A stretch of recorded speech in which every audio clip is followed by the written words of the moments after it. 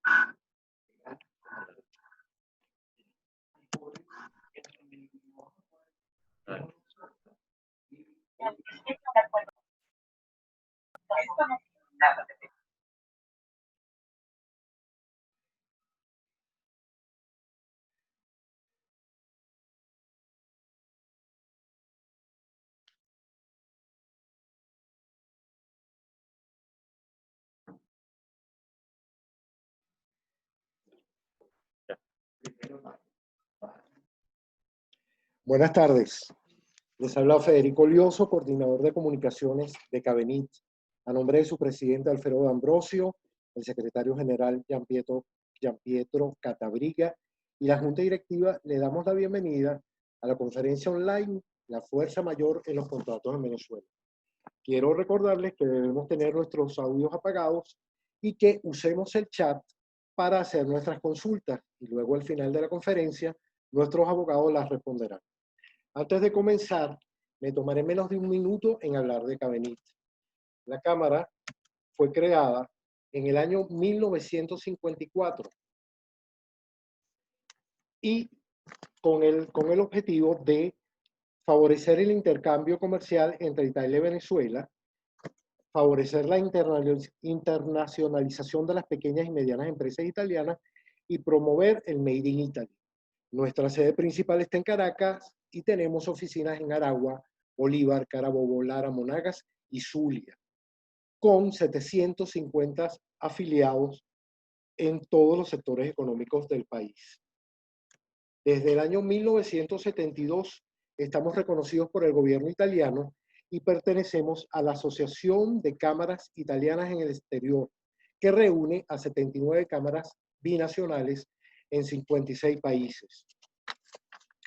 Esta asociación, a su vez, posee el 50% de asociación con la Unión de Cámaras Italianas, que está constituida por 100 cámaras italianas y reúne 4,5 millones de empresas asociadas. También pertenecemos a la Federación AFEUropa, la Federación de Cámaras de Comercio Venezolanas Europeas, que está compuesta por 10 cámaras europeas y tenemos 959 empresas afiliadas en 12 sectores de la economía nacional. Nuestros conferencistas son Mario Bariona, abogado egresado de la Universidad Católica Andrés Bello en 1984, especialista en Derecho Mercantil y Tributario por la Universidad Central de Venezuela, profesor de la Universidad Central de Venezuela y la Católica en los posgrados de Derecho Mercantil en las materias de Derecho Societario y Contratos y Obligaciones Mercantiles, profesor invitado de la Universidad de Pisa, director de la Sociedad Venezolana de Derecho Mercantil y de la Asociación Venezolana de Arbitraje. Alberto Arteaga Escalante, egresado de la Universidad Central de Venezuela, con una maestría en leyes en la American University Washington College of Law, especialista en Derecho Tributario, Financiamiento, Control Cambiario, Derecho Minero y Energético, Bancos y Mercado de Capitales, y también especialista en Ética y Cumplimiento. Es profesor de Principios Constitucionales de la Tributación en el posgrado de Gerencia Tributaria de la Universidad Metropolitana y miembro de la International Law Society, Best Lawyer en Venezuela en los años 2013 y 2014 por la prestigiosa Best Lawyer International Society of Corporate Compliance and Ethics. Y tenemos también a Diego Castañino. Es egresado de la Universidad Católica Andrés Bello, especialista en Derecho Mercantil, profesor de la Universidad Católica Andrés Bello, director de la Sociedad de Derecho Mercantil Venezolana y autor del libro El Contrato de Distribución. Comenzaremos nuestra conferencia con el abogado Mario Bariona,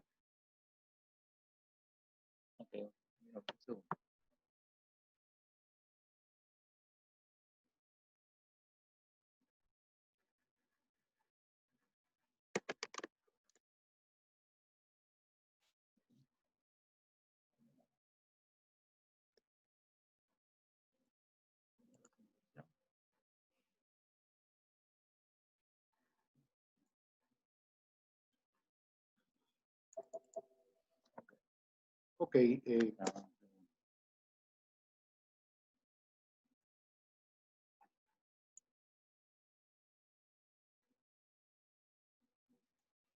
momento que estamos ajustando aquí a la conferencia del abogado Mario Bariono.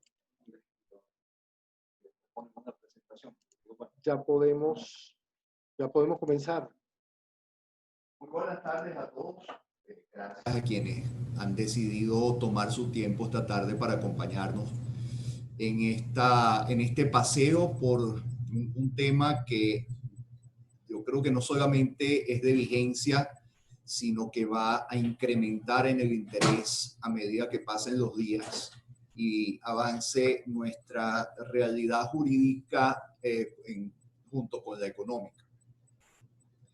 En primer lugar, un grandísimo agradecimiento a la Cámara de Comercio Venezolano-Italiana, al su presidente, el señor D'Ambrosio, Gian Pietro Cattabriga, y a nuestros artífices de esta comparecencia, que son Federico Lloso y Mario Pietraglia, que han hecho posible que técnicamente esto se haga una realidad. Cuando propusimos el tema, la primera cosa que propusimos, que señalamos a la Cámara de Comercio, es que no queríamos, los ponentes, hacer un webinar dirigido a abogados. No queríamos que fuera un webinar netamente profesional, con detalles técnicos profundos, con citas de jurisprudencia, doctrina, etcétera, etcétera. Porque básicamente entre colegas ya no sabemos la historia.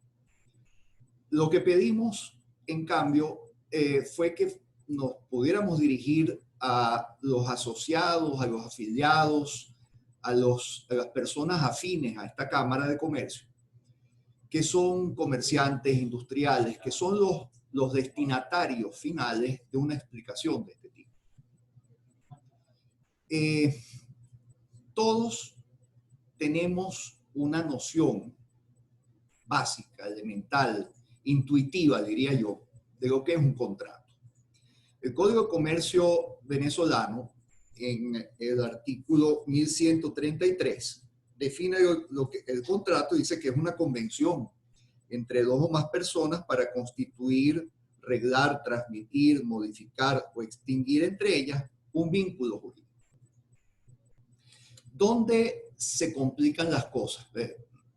Pido disculpas que en la lámina dice 1133 CCE, se fue una E de más, es CC, que significa Código Civil. ¿Dónde se complica la cosa? Usualmente pensamos, intuimos, utilizo otra vez la palabra intuir porque es muy importante en el aspecto contractual, la intuición, lo que uno percibe, lo que uno entiende. Intuimos que un contrato es una cosa elaborada, es una cosa trabajada, estudiada, vertida en un documento y a veces con formalidades tipo notaría, tipo registro. Es verdad, eso es verdad que puede suceder. Pero lo primero que tenemos que aclarar en esta sesión es que el contrato no necesita usualmente, salvo algunos contratos específicos, no necesita mayores formalidades para perfeccionarse entre dos partes. En las aulas de clase me encanta siempre usar un ejemplo de qué sucede cuando uno va a un restaurante. En muchos restaurantes italianos en Caracas, Venezuela, se come divinamente bien. ¿Qué sucede cuando uno se sienta a una mesa a comer? Hay contratos, hay varios contratos. Quizás nunca lo hemos pensado, pero sí, hay varios contratos. Hay primero que todo una oferta que la hace el restaurante con ese menú por el cual nosotros sabemos lo que nos están ofreciendo y a cuáles precios. En el momento que esta oferta, que nosotros nos sentamos a la mesa y le decimos a la persona que nos está atendiendo, sírveme tal plato que cuesta tanto, ¿verdad? Si ven la lámina, ven ahí que está en mayúscula oferta. Dice, el contrato se forma tan pronto como el autor de la oferta tiene conocimiento de la aceptación de la otra parte. Entonces, nosotros que estamos aceptando una oferta que nos hizo el restaurante, donde nos dijo, vendemos estos platos a tal precio. Y nosotros decimos, ok, acepto, se forma un contrato. Un contrato complicado porque recoge de diversas fórmulas contractuales. Es una compra-venta porque evidentemente yo estoy comprando la comida que voy a consumir. Es un contrato de servicio porque el principio es que lo que me van a servir me lo van a traer a la mesa bajo unas ciertas condiciones que vienen de lo que nosotros conocemos como los usos, no las costumbres, los usos de que por uso me van a poner pan, por uso la comida va a estar caliente. Fíjense como de una simple intención de comernos un buen plato de pasta, vamos desenredando, desenmarañando diversos contratos que van a formar parte de ese servicio. ¿Por qué hago un ejemplo tan gráfico, tan inmediato? Porque en muchas ocasiones la persona que no es abogado, que no está en esto todos los días, siente que por el hecho que no hay un documento, no hay un contrato escrito, no hay una notaría, no hay un registro de por medio, no estamos en presencia de un contrato. Todo lo contrario, estamos haciendo contratos, estamos haciendo negocios jurídicos todo el tiempo, todos los días.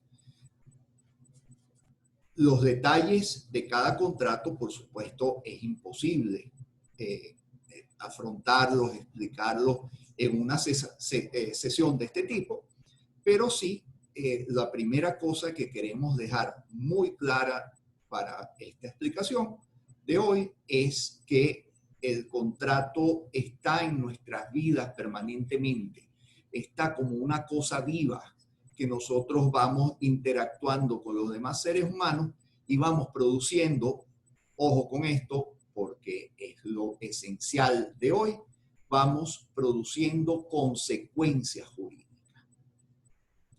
Específicamente quisiéramos excluir hoy a los contratos laborales, a los contratos de seguro, bancarios,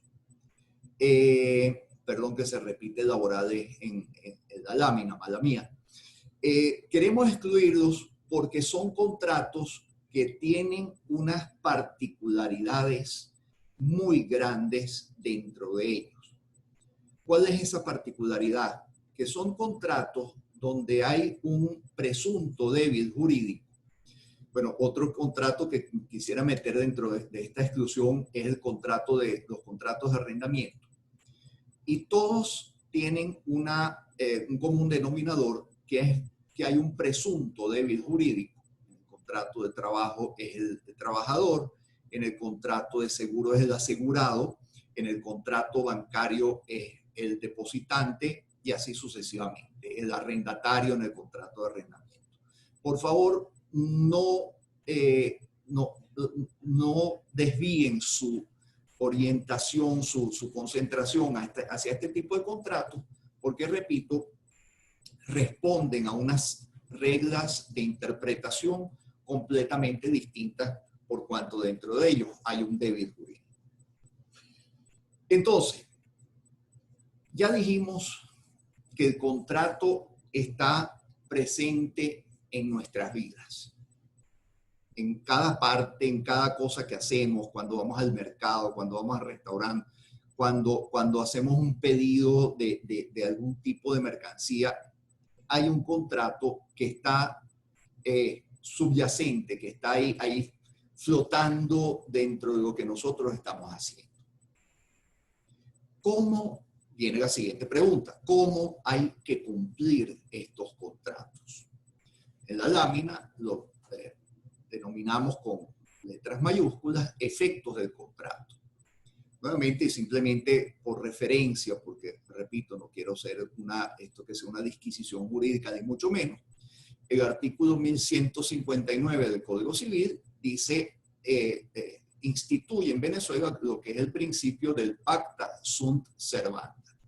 Los contratos tienen fuerza de ley entre las partes. No pueden revocarse sino por mutuo consentimiento o por las causas autorizadas por la ley. Dicho de la manera más llana y más sencilla, esto no es otra cosa que el viejo apretón de manos que se daban las personas anteriormente, por los cuales decían, yo me obligo a tal cosa, yo me obligo a pagarte por tal cosa, y se había formado el contrato y ese contrato se respetaba. El pacta sunt servanda, los pactos son para ser conservados, para ser mantenidos. El contrato debe ejecutarse de buena fe y no solamente obliga a lo expresado en el contrato, sino que obliga a todas las consecuencias que de él se deriven según la equidad, según el uso o según la ley. Hago un inciso, hago un paréntesis aquí para destacar una noticia que es importante para todos nosotros en este webinar. Los contratos, en la interpretación y en la ejecución del contrato, se da preferencia, se da relevancia a lo que las partes hayan pactado, a lo que las partes realmente quieran deducir de un contrato. No tanto a lo escrito. A veces no hay nada escrito. O a veces hay escrito, pero está mal escrito. Las reglas de interpretación del contrato llevan a que se deba explorar lo que realmente querían. Y esta exploración debe hacerse bajo un bombillo, bajo un reflector que envía una luz potentísima, que es el principio de la buena fe. Cada parte debe ejecutar su proporción, su porción del contrato, pero siempre atendiendo a la buena fe, no atendiendo a querer perjudicar a la otra o querer aventajarse excesivamente en perjuicio de la otra. La buena fe es la regla máxima de interpretación y del contrato. Como dijimos antes, muchos contratos no necesitan ser escritos, sino que se basan en el principio de la consensualidad. Cuando cada una de las partes demuestra su consenso a que exista el contrato se habrá perfeccionado. Tanto es así lo que yo les manifestaba en cuanto a la interpretación del contrato. El artículo 12 del Código de Procedimiento Civil dice: los jueces se atendrán al propósito y a la intención de las partes o de los otorgantes, teniendo en mira las exigencias de la ley, de la verdad y de la buena fe. No es otra cosa sino la reiteración de cuanto estábamos diciendo hasta ahora. Otro inciso que es obligatorio hacer en este momento, porque posiblemente muchos de los escuchas que nos acompañan hoy están en esa situación, es referido a los contratos internacionales. Los contratos internacionales tienen una particularidad en cuanto a lo que estamos viendo hoy como tema, que es que cuando hay una parte italiana, hay otro contratante venezolano, el contrato se tiene que ejecutar mayormente en Perú, en un contrato de construcción, imagínense ustedes. Viene la pregunta clásica: ¿qué ley aplicamos a ese contrato? la italiana, la venezolana, la peruana, que es donde se va a ejecutar el contrato. En esos casos, para cuando contraten a futuro, lo ideal es escoger, pactar una ley de común acuerdo entre todos los contratantes. Para este contrato nos vamos a regir por la ley italiana, por decir algo. Pueden escoger una ley neutra. Nos vamos a regir por la ley de Colombia, por decir algo. Si no hay una escogencia del régimen legal aplicable, de la ley de fondo aplicable al contrato, vienen problemas grandes, porque entonces habrá que buscar cuál es la ley que tiene mayor conexión con ese contrato en base a los principios del UNIDROIT, y créanme que son procesos muy fastidiosos y complicados. De esta lámina quiero llamarles la atención a una frase que dice: incumplimiento es igual a cumplimiento o demanda por incumplimiento más daños. Entramos al meollo, entramos al centro del webinar de hoy, y me disculpan lo largo de la exposición anterior.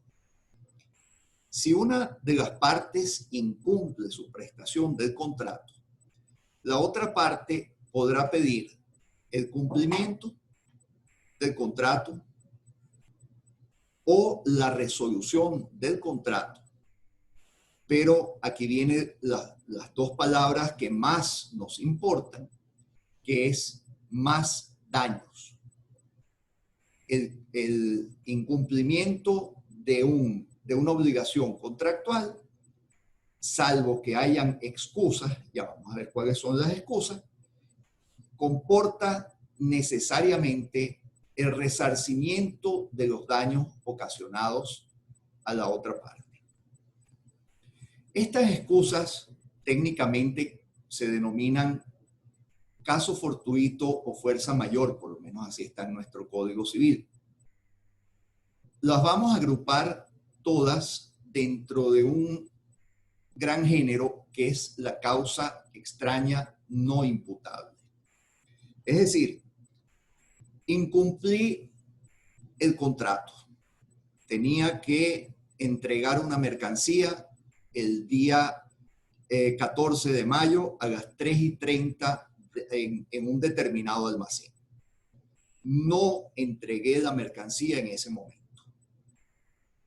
Si no tengo un eximente, es decir, una causa extraña no imputable a mí, tengo que o cumplir si el acreedor está interesado en que cumpla, o dar por resuelto el contrato, pero en todo caso voy a estar obligado a indemnizar los daños derivados de eso. Esto tiene una consagración legal que dice que el acreedor está obligado a pagar daños y perjuicios cuando a consecuencia de un caso fortuito o de fuerza mayor ha dejado de dar o de hacer. Aquí es donde quiero llamar fuertemente la atención de nuestros escuchas, que para que esta causa extraña no imputable proceda en Venezuela, necesitamos 3 requisitos que son, tienen que concurrir, tienen que suceder al mismo tiempo, y además no puede dejar de ocurrir ninguno de ellos. Primero es que sea imprevisible. Si cualquier evento es medianamente, remotamente previsible al momento de contratar, ya no podremos hablar de causa extraña no imputable. Tiene que ser una causa externa, por supuesto, a quien está obligado a cumplir, y tiene que ser una causa irresistible. Es decir, si yo para entregar esa mercancía tenía que usar un camión de mi propiedad y ese camión se quemó en la mañana, es decir, ya no tengo el camión para entregar, pero yo todavía tenía tiempo de alquilar un camión de características similares, pues ya la causa extraña no imputable no va a funcionar respecto de ese contrato en particular, porque yo pude haber solucionado, yo pude haber remediado esa situación. Ambas partes tienen la obligación de mitigar los efectos de la eximente de responsabilidad. Como decíamos antes, si yo tengo posibilidad de alquilar un camión, si yo tengo posibilidad de repartir la mercancía con una carreta a caballo, si el acreedor tiene la posibilidad de mover un camión de él y encontrarse a mitad de camino conmigo, pues todas esas formas son cumplimiento de la obligación de mitigar los efectos de la eximente de responsabilidad. Concluyo con una distinción que yo creo que va a ser importante a los efectos de muchos comerciantes industriales. Cuando ustedes piensen en un contrato venezolano o por lo menos que se pueda considerar regido por derecho civil es lo que manejamos en Venezuela, en América del Sur generalmente, y lo llamamos derecho civil en contraposición al common law, que es el derecho que impera mayormente en los Estados Unidos, en Inglaterra, que es un derecho con una concepción completamente distinta. Si ustedes están en un contrato que se pueda poner bajo el gran paraguas del derecho civil, derecho venezolano, colombiano, peruano, la eximente va a funcionar proveniente de la misma ley. Es decir, el Código Civil consagra esta eximente. En cambio, en el common law no va a proceder, y tengan mucho cuidado con esto, salvo que dentro del contrato se inserte una cláusula de fuerza mayor. Estas cláusulas de fuerza mayor ustedes pueden encontrar en la página de la ICC, de la International Chamber of Commerce.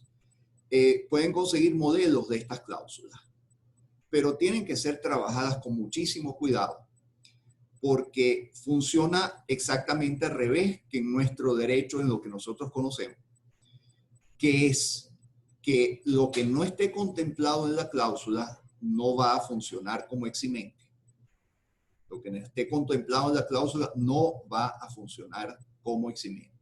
Entonces, tengan mucho cuidado al momento de contratar, al momento de extender, de formalizar estos contratos, porque dependiendo si estamos en un tipo de derecho o en el otro, pues las eximentes de responsabilidad van a funcionar de una manera completamente distinta. Concluyo entonces así mi participación. Cedo la palabra a mis coponentes, específicamente el doctor Arteaga.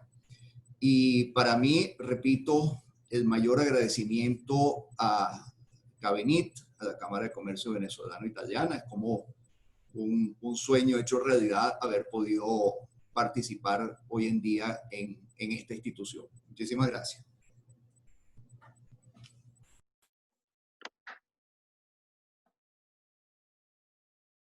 Buenas tardes. El próximo conferencista es Alberto Arteaga Escalante y tratará sobre el principio del equilibrio económico del contrato y los aspectos tributarios relacionados con la aplicación de la teoría de la fuerza mayor. Adelante, doctor.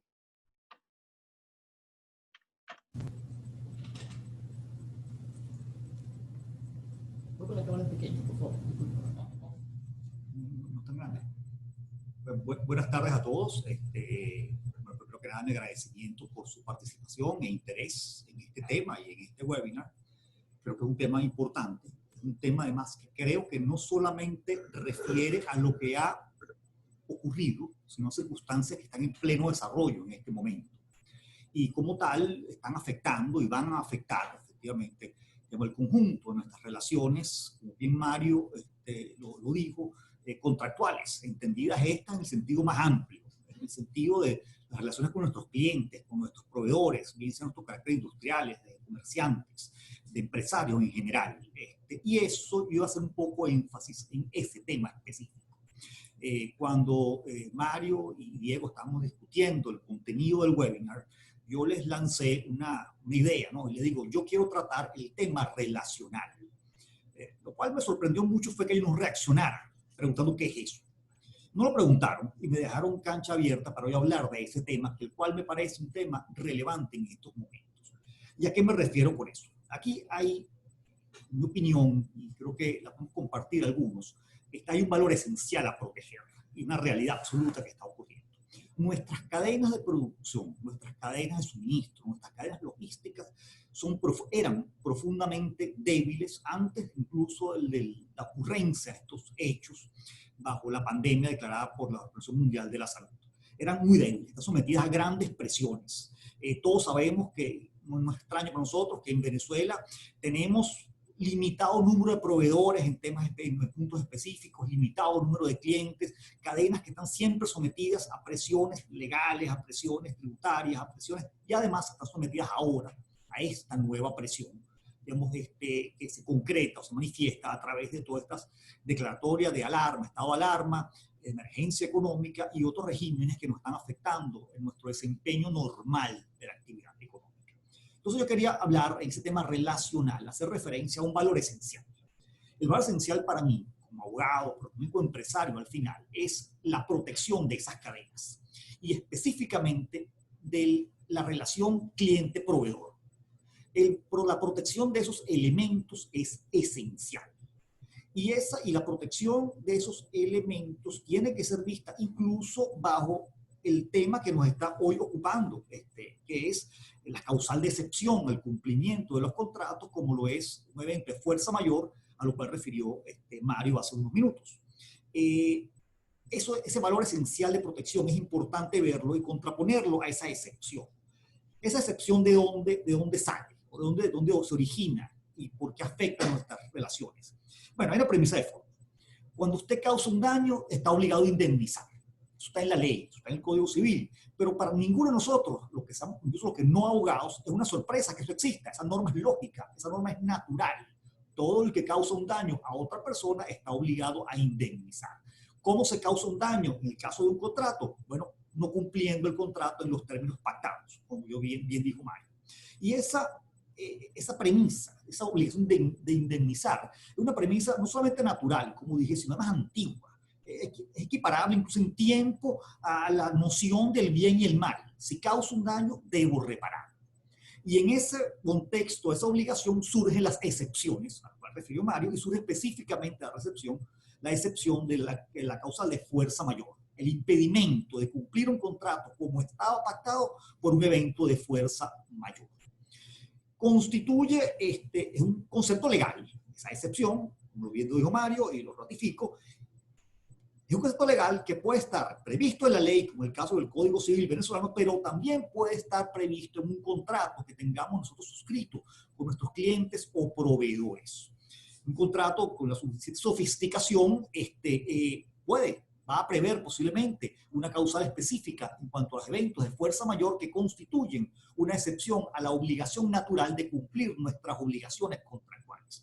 Y hay que poner mucho ojo en eso, porque lo último que yo quisiera es que ustedes se fueran con la idea de este webinar, de que fui a un webinar de la Cámara Venezolana Italiana, me dijeron unos abogados que como hay un evento, una pandemia mundial, no está obligado al cumplimiento de mis obligaciones.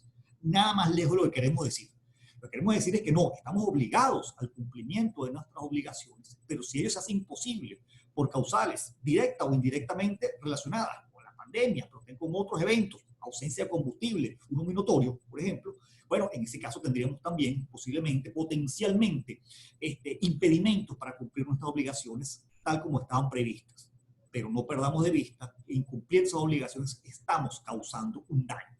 Y ese daño se causa en un cliente que no recibe un producto, en un proveedor que no recibe un pago a tiempo, o incluso, lo trataré al final, en un Estado que no recibe un tributo pagado oportunamente. todos esos eventos, esos incumplimientos causan un daño. Y ese daño es perfectamente cuantificable, así no sea ejecutable en vista de la excepción. En general, la cláusula contractual sustituye a la cláusula legal y por lo tanto cuando hay un contrato que prevé, allí debemos entonces poner énfasis en analizar cuáles son los efectos de esa cláusula sobre la relación jurídica que estamos sometiendo a examen, o la relación comercial que estamos sometiendo a examen y sobre la cual se podría estar o no verificando un incumplimiento.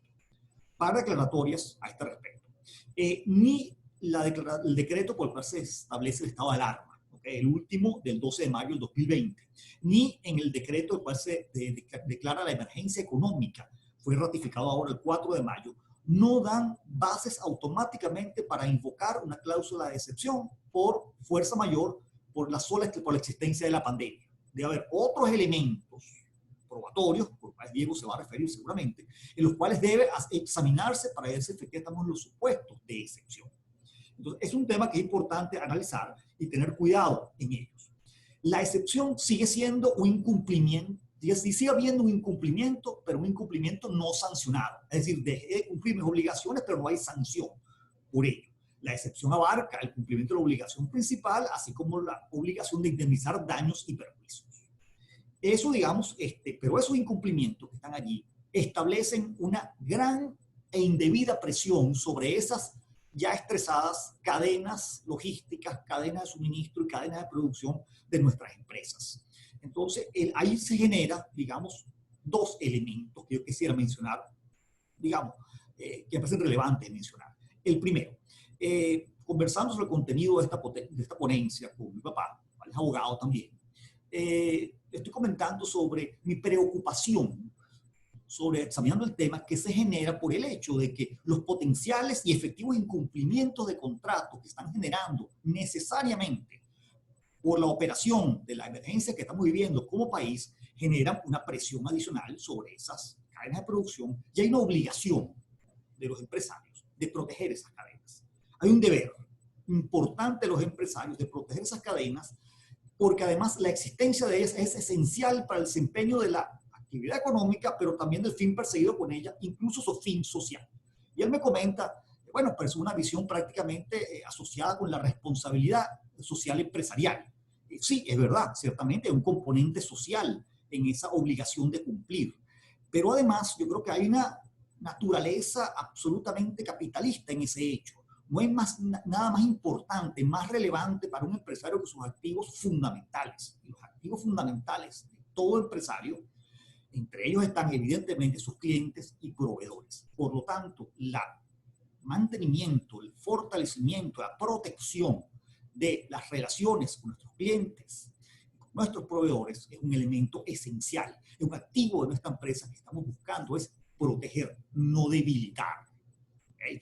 Entonces, es importante mencionarlo porque aun cuando haya una excepción que, digamos, nos salve de la obligación de pagar o indemnizar daños y perjuicios por nuestros incumplimientos, también hay una obligación, que ya hemos hecho referencia tangencialmente, de mitigar esos daños. Es decir, si nuestro incumplimiento o el incumplimiento de un tercero es potencialmente causante de un daño, tenemos una obligación legal de mitigar esos daños. ¿Qué significa mitigar esos daños? Básicamente tenemos que hacer varias cosas importantes y pragmáticas. Primero, notificar el incumplimiento.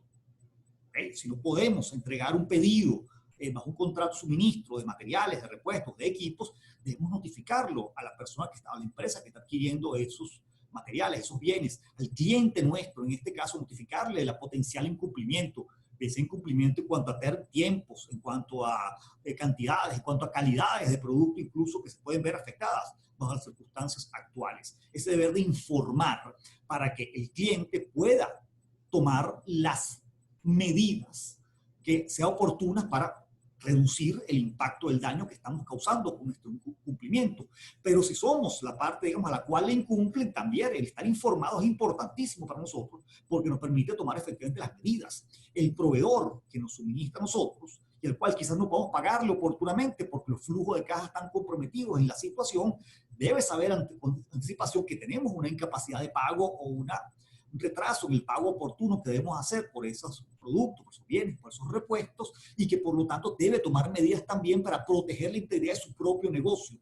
Ese deber de mitigación es un deber legal, pero también incluso es un deber no solamente porque se deriva de la ley, es un deber lógico y racional en aras de proteger esa relación, esa vinculación, esa estructura que es la única que nos permite el desempeño de nuestra actividad empresarial en general, industrial, comercial, de cualquier naturaleza. Esos son elementos que debemos, primer elemento, tener en consideración, esa oportuna notificación del evento de incumplimiento, bien sea por parte de la parte incumplidora para beneficio y puede invocar la cláusula de excepción por fuerza mayor, pero también para que, digamos, desde un punto de vista de responsabilidad y de protección de la relación, la parte a la cual se le incumple la obligación tenga oportunidad de también tomar medidas y mitigar su propio daño. Además de ese deber de oportuna notificación, hay un segundo deber importante, y el deber que debemos buscar la manera de reducir el daño. Buscar mecanismos alternativos, incluso de cumplimiento. No puedo entregar las fechas pactadas, ok, ¿a qué fecha más próxima puedo comprometerme a entregar los bienes? No puedo entregar las cantidades o calidades. Puedo hacer ajustes en las cantidades o calidades de los productos a los fines de que pueda cumplir mi obligación, así no sea la manera inicialmente prevista. ¿Okay? Esa frase tan importante como que el contrato es ley entre las partes, sí, pero entonces en este momento hay una obligación de cumplir la ley en alguna medida, buscando mecanismos alternativos, mecanismos de adecuación del cumplimiento a la nueva realidad. Del mismo modo, si la imposibilidad es una imposibilidad de pago, bueno, no solamente notificar que no puedo pagar, notificar que no puedo pagar y vas a buscar mecanismos, buscar un financiamiento, un acuerdo con el acreedor, mecanismos que permitan mitigar, reducir en alguna medida el daño que necesariamente estoy causando. Estos son deberes importantes, son deberes esenciales y deberes que tenemos que ponerlos en primera línea cuando nos enfrentamos a una potencial incumplimiento de una obligación, bien sea nuestro carácter de deudores de esa obligación, de personas que deben cumplir la obligación, así como personas como empresas que están en la obligación, digamos, en el derecho de recibir la prestación bajo el contrato o la transacción respectiva. Y eso es importante hacer. Además, esto trae a colación una serie de elementos. Yo quería hacer básicamente énfasis en tres consideraciones relevantes. Consideraciones de naturaleza contractual. Consideración en cuanto a la acción legal oportuna que debemos tomar y también en cuanto a los efectos tributarios. El último es un poco áspero, pero tengo paciencia con él un poquito. En cuanto a las consideraciones contractuales, hay una, que es la primera, yo pongo, muy relevante, que queda demostrada la necesidad de incluir cláusulas contractuales que prevean la regulación de eventos de fuerza mayor.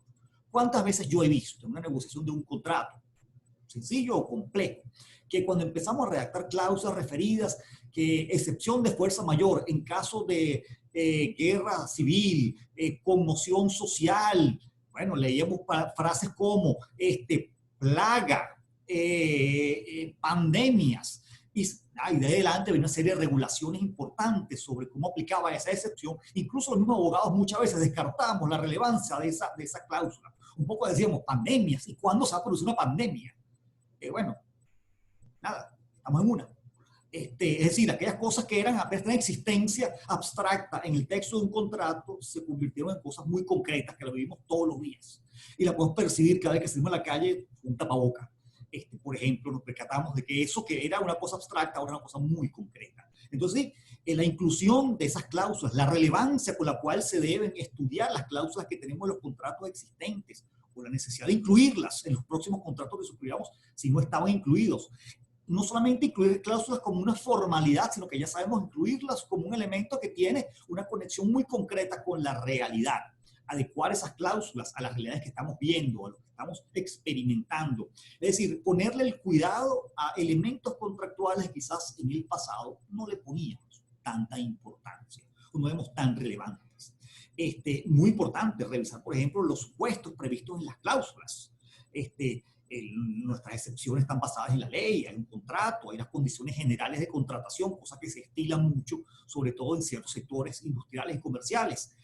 Seguros, eventos como el que vivimos están amparados por seguros, la exigencia de seguro. Esa es otra cláusula muy abandonada en los contratos. En los contratos se negocian muchas veces los contenidos de las coberturas de seguro que debe tener cada una de las partes cuando entra un contrato. Y muchas veces vemos por encima apenas esas cláusulas porque no vemos que esos eventos se vayan a concretar. Bueno, la experiencia ha sido que esos eventos se concretan.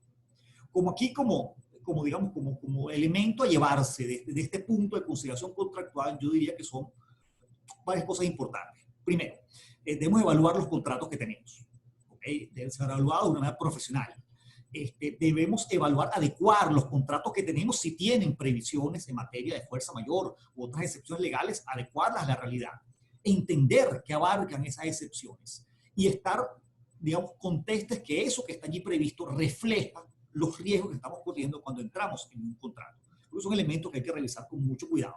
En los existentes, si no los tenemos, incluirlas. Y si las vamos a incluirlas, no incluirlas con una mera formalidad, sino con una cláusula que tiene relevancia y su relevancia ha quedado demostrada. Lo mismo aplica en el tema de seguros, que hay que evaluar con cuidado, digamos así, para poder, digamos, garantizar efectivamente que tengamos relaciones contractuales que ahora, con el conocimiento adquirido, no en este webinar realmente, sino toda la experiencia de vida que hemos tenido en este proceso, nos permitan afrontar unas situaciones futuras que seguramente, digamos, la vamos a afrontar de manera distinta. Y eso creo que es relevante hacerlo. En cuanto al segundo punto, que es la acción legal, importante enfocar las negociaciones con los clientes y proveedores primero, la revisión de la relación a los fines de identificar los desequilibrios. No solamente los incumplimientos, sino los desequilibrios. Cuando se hace muy oneroso para alguna de las partes el cumplimiento de la obligación tal como estaba pactada. Eso se está viendo muchísimo ahorita. Creo que la noticia es bastante clara cuando estamos en afectaciones importantes en materia de fletes, de transporte de mercancías. Bueno, el crecimiento de los fletes afecta la capacidad o los equilibrios económicos del contrato, porque quizás ese digamos, aumento importante de los valores de los fletes no está previsto inicialmente, mientras que quizás no era un impacto originalmente. Cuando pensamos en el contrato, se han vuelto un impacto posteriormente. Tiempos de entrega. Por ejemplo, con una actividad económica reducida, los tiempos de entrega necesariamente se alargan. Esos tiempos de entrega tienen un costo, evidentemente, también. Bueno, eso causa desequilibrios en los contratos. Evaluar esos desequilibrios a los fines de identificarlos y ver cómo se puede hacer con ellos. Llevando al siguiente punto, para buscar un acuerdo negociado para el cumplimiento de los términos originales, que deben ser considerados. Pacta sunt servanda, dijo Mario ciertamente, cumplir el contrato tal como estaba pactado. Claro, por supuesto, en la medida que sea posible. Y si no es posible, primero que nada, y antes de invocar una excepción para incumplimiento, lo que vamos a hacer es buscar la manera de cumplir de una forma, digamos, que sea viable y razonable para todas las partes involucradas. Y, por supuesto, digamos, renegociar los términos de los contratos con la premisa fundamental de minimizar el daño a ambos. Es decir, no renegociar los contratos simplemente a decir yo no cumplo y tengo una excepción, no puedes demandarme por ese incumplimiento, sino renegociar los contratos un poco bajo la visión de cómo hacemos para efectivamente restablecer los equilibrios, garantizar el cumplimiento del contrato, o si no hay posibilidad de cumplimiento, efectivamente, bueno, invocar entonces las excepciones legales que operen. Finalmente, me quería remitir al tema tributario. ¿Okay? El tema tributario es importante, todos lo sabemos, porque no se ha detenido para nada la obligación de cumplir obligaciones tributarias preexistentes. Evidentemente se han reducido muchas de ellas, retenciones, pago de IVA, posiblemente se ha reducido mucho en base a la reducción sustancial de la actividad económica, pero hay otras que no. Los anticipos de impuestos de la renta, por ejemplo, siguen operando. Es decir, hay, digamos, obligaciones que están pendientes de ejecución. Y una pregunta importante es, ¿okay, la imposibilidad o la dificultad, sobre todo, de cumplir con esas obligaciones estaría exceptuada bajo este principio de fuerza mayor? La respuesta es discutible. Hay dos disposiciones del Código Orgánico Tributario que establecen regulaciones en esa materia. En la primera, habla el artículo 45 del Código Orgánico Tributario, dice que el Ejecutivo podrá conceder prórrogas y fraccionamientos de pago con carácter general para el pago de obligaciones no vencidas, es decir, no todavía su término para el pago no haya ocurrido todavía, cuando el cumplimiento de la obligación tributaria se vea impedido por caso fortuito o fuerza mayor. Esta concesión de prórrogas o fraccionamientos, como dice el artículo 45, debe ser otorgado por el Ejecutivo Nacional de una manera general. Ese hecho no ha ocurrido y no pareciera que vaya a ocurrir. Es decir, que, digamos, no es factible bajo este artículo que un contribuyente de forma unilateral tome la excepción como existente o asuma la posibilidad de fraccionar o prorrogar el término para el pago de sus obligaciones tributarias, porque eso tendría que ser producto de un acuerdo por parte del Ejecutivo de carácter general. El siguiente artículo que trata el tema es el artículo 85 del Código Tributario, que dice: son eximentes de responsabilidad por ilícitos, o sea, por las multas que se puedan causar por el incumplimiento de obligaciones tributarias en eventos de hecho fortuito, de fuerza mayor de hecho fortuito. Cuidado con esta cláusula también. Ciertamente el Código Orgánico prevé esa excepción. Sin embargo, como hemos, digamos, o van a ver sobre todo un poquito más adelante, en este webinar hay un tema importante, que es que el incumplimiento de obligación tributaria debe ser imposible para el contribuyente. La mera dificultad, incluso la mera ausencia de recursos económicos para pagarlo, no releva, no hace imposible el cumplimiento de la obligación per se. Por lo tanto, el ampararse en esta excepción para buscar el no pago de las multas, los impuestos se habría que pagarlo en todos los casos, de las multas, que pudiese, digamos, generar o establecer el CENIAT con producto del atraso u omisión de pagos de impuestos, no tiene que estar atado a una imposibilidad material para hacerlo. Y la realidad es que esa imposibilidad material no se ha producido. Las plataformas electrónicas de pago siguen estando en pie, con dificultades precarias como siempre han sido, pero siguen estando en pie. Y por lo tanto, realmente establecer una imposibilidad no se hace tan sencillo.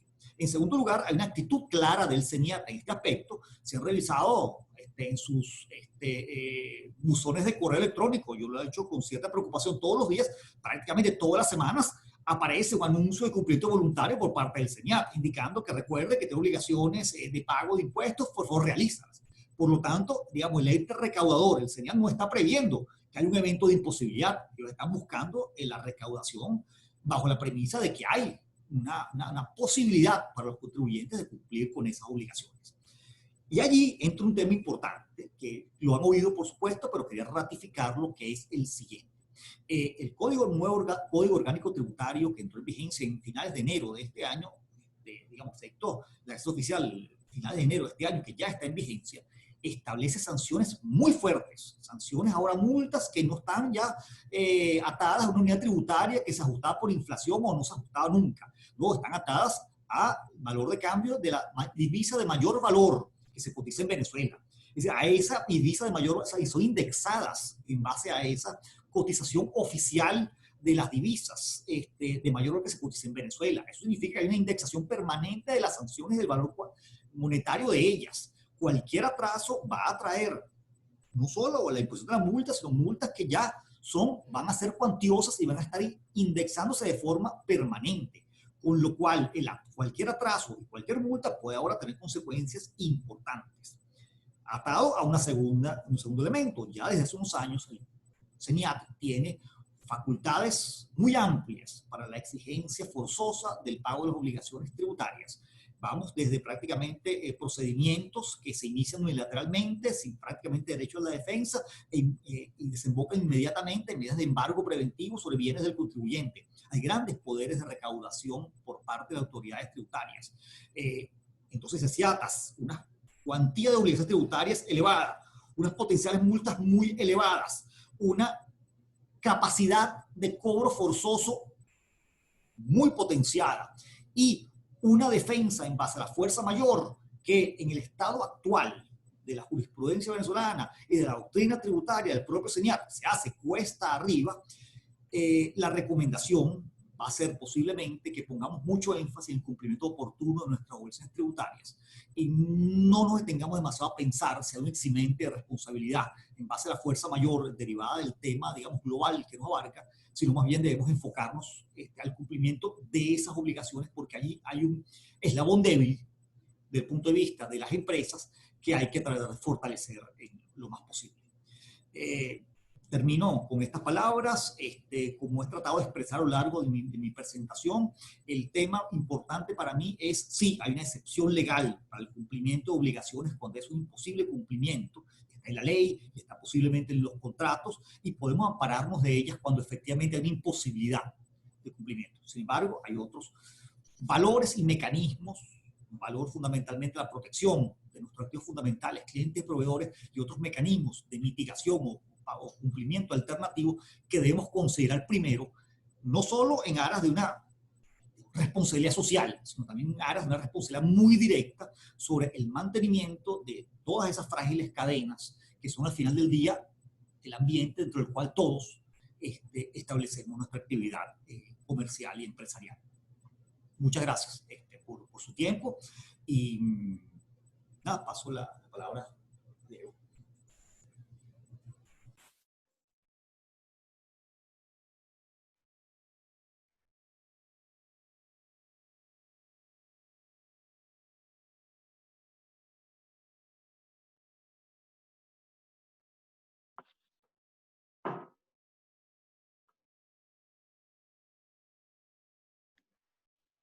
Bueno, gracias, abogado Arteaga.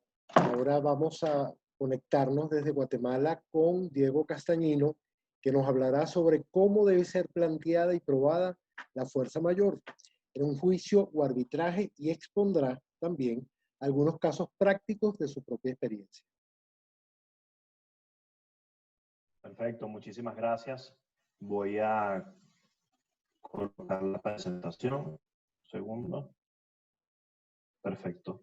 Muchísimas gracias a la Cámara Venezolana Italiana por esta invitación. Muchísimas gracias al profesor Mario Bariona, al profesor Arteaga. Muchísimas gracias a todos los que están conectados.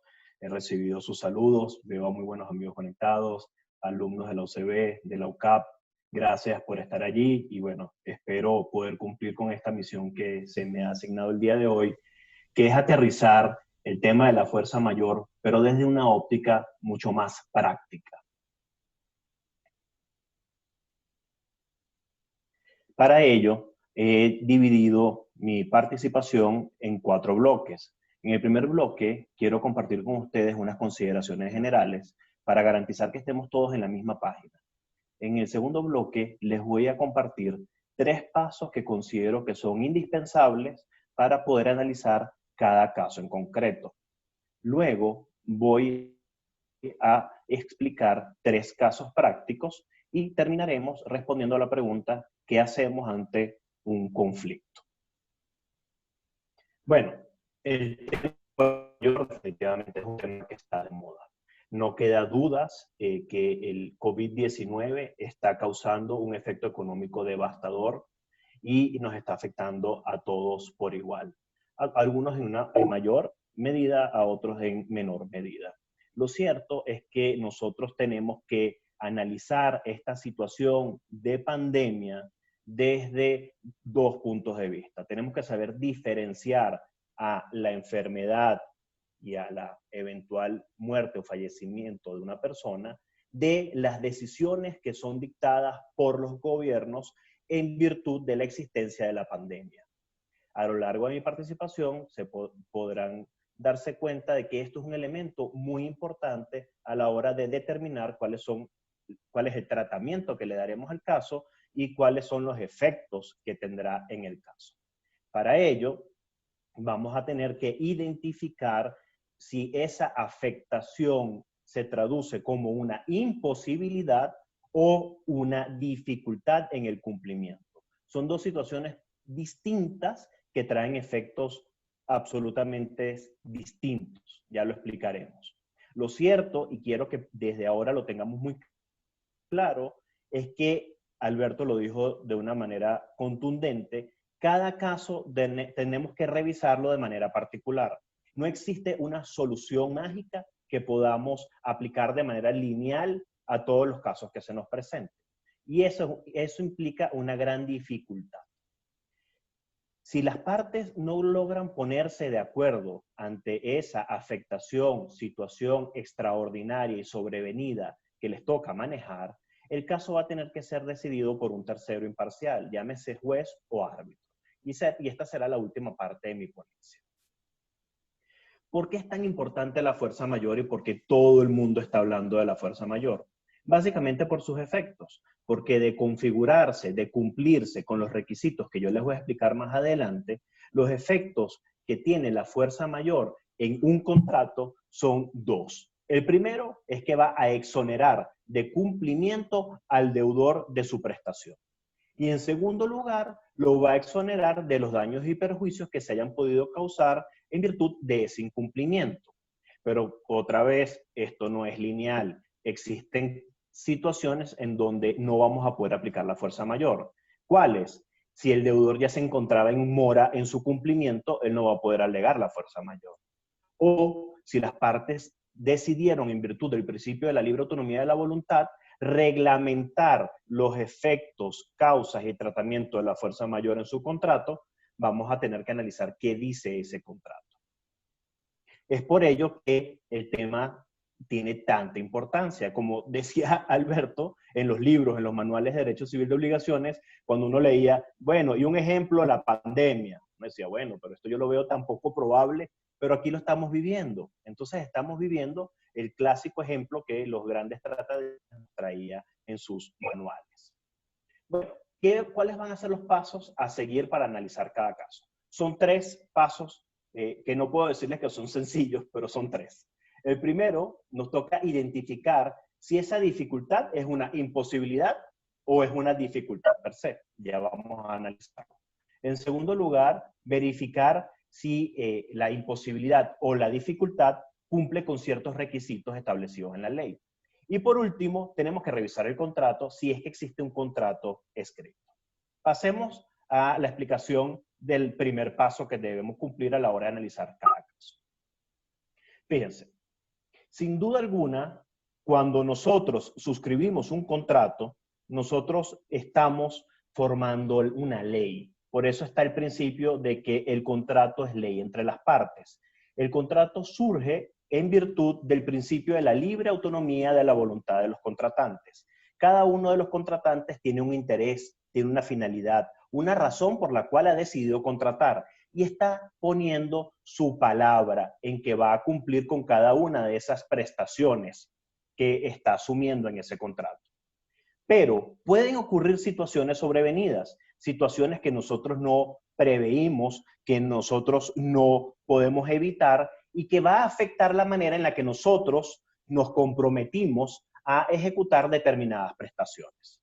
Entonces, esas situaciones sobrevenidas, nosotros la vamos a llamar causa extraña no imputable, porque se trata de una situación que es absolutamente externa a la voluntad del deudor. Se trata de una situación que el deudor no ha podido prever con antelación y que tampoco ha podido evitar, ya que de haberlo podido prever o evitar, no estaríamos entonces en presencia de una fuerza mayor que se traduce en la exoneración de la responsabilidad del deudor. Cuando nosotros firmamos un contrato, como muy bien lo explicaba el profesor Mario Bariona, nosotros estamos asumiendo también el ejercicio de determinados principios contractuales. Y esto es importantísimo porque el segundo mensaje que les quiero traducir es que la situación sobrevenida, causa extraña no imputable, no es de automática aplicación. No nos podemos excusar en la fuerza mayor como de manera inmediata o automática. Ante la adversidad, nosotros tenemos que ejecutar o comportarnos de determinada manera. Y allí es donde aparecen, y quiero hacer mención a 3 principios claves. El primero es, nos tenemos que comportar como un buen padre de familia. Y ese es el comportamiento esperado de cada uno de los contratantes cuando se da nacimiento a un contrato que es fuente de obligaciones.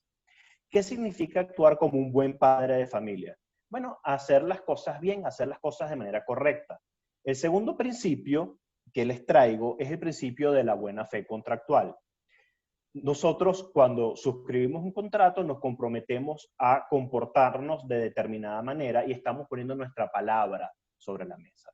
Entonces, tenemos que portarnos siempre de buena fe. Y ante una situación sobrevenida, tenemos que buscar la manera para ver si podemos sobrepasar ese obstáculo, superar el obstáculo, surfear la ola. ¿Cómo hacemos para mantener esa ley entre las partes que se llama contrato? ¿Cómo hacemos para mantener el equilibrio contractual que Alberto nos explicaba hace minutos atrás? ¿Cómo hacemos para que esa situación sobrevenida no nos afecte, o por lo menos no nos afecte tanto como si nosotros nos quedáramos con los brazos cruzados? Y el tercero de los principios es el principio de colaboración. En ese principio de colaboración precisamente implica en que no nos quedemos mirando cómo la otra parte trata de sortear o de superar esa situación sobrevenida. Debemos ayudarnos en virtud de este principio de colaboración para poder lograr que cada uno de los contratantes alcancen su finalidad o su objetivo tan esperado en esa relación contractual.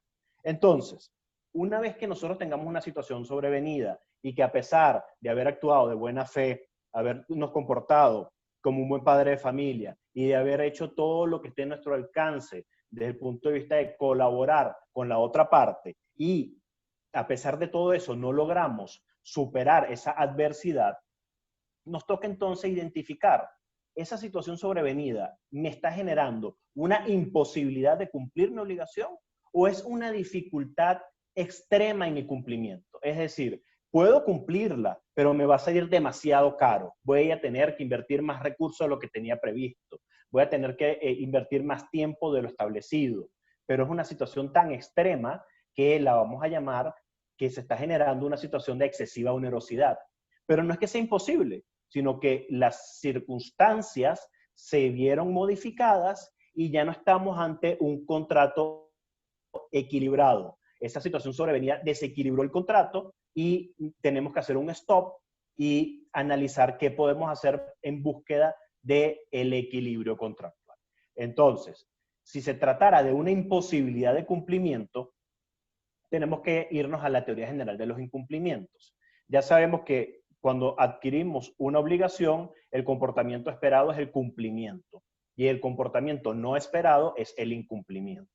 Bueno, tenemos que analizar cómo es ese incumplimiento.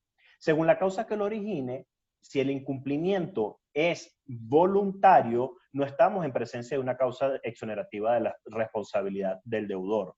¿Por qué? Porque el deudor decide de manera voluntaria incumplir. No es de lo que queremos hablar hoy. Nosotros queremos enfocarnos hoy en el incumplimiento involuntario. Es aquel deudor que conociendo sus obligaciones y queriéndolas cumplir, no lo puede hacer porque existe una situación sobrevenida que afecta la situación impidiéndolo de cumplir. Nuestro código establece 4 alternativas: el hecho del acreedor, la pérdida de la cosa debida, caso fortuito o fuerza mayor y el hecho del príncipe. Hoy nosotros estamos enfocándonos más en el caso fortuito o fuerza mayor, que son sinónimos, por cierto, a los efectos de la legislación venezolana. Nosotros en el argot común solemos englobar estas 4 bajo el concepto de fuerza mayor. Pero desde el punto de vista técnico-jurídico tenemos que llamar las cosas por su nombre y las 4 lo que sí son son causa extraña no imputable y cada una tiene su nombre. Bueno, independientemente de que sea una de estas 4, luego tenemos que analizar si ese incumplimiento es total o parcial y si en virtud de esa situación sobrevenida, ese incumplimiento va a ser definitivo o temporal. Y esto tiene una especial importancia. ¿Por qué? Si esa situación sobrevenida que me genera una imposibilidad de cumplir mi obligación es definitiva, la obligación se va a extinguir y se va a liberar al deudor de la obligación y también, por supuesto, de la responsabilidad de indemnizar por los daños y perjuicios. Pero si esa situación sobrevenida que ha causado una imposibilidad de cumplimiento es temporal, más bien se genera un efecto suspensivo. No se va a extinguir la obligación. Más bien estamos en una situación transitoria en donde la ejecución se suspende temporalmente hasta que la situación sea superada. Ejemplo, en virtud de la pandemia del coronavirus, un gobierno dicte una medida en donde se diga que la industria de la construcción no puede operar, ¿no? Nada más podrá operar industrias o sectores indispensables para la economía, como lo es alimentos, bebida, transporte, la seguridad, por poner un ejemplo. ¿Qué va a pasar con el sector de la construcción? Es uno de los casos que vamos a ver más adelante. Estamos en presencia de un hecho del príncipe. El hecho del príncipe es precisamente eso, una decisión, un acto de gobierno que genera una consecuencia y es la imposibilidad de cumplir una obligación contractual y se configura como una situación sobrevenida.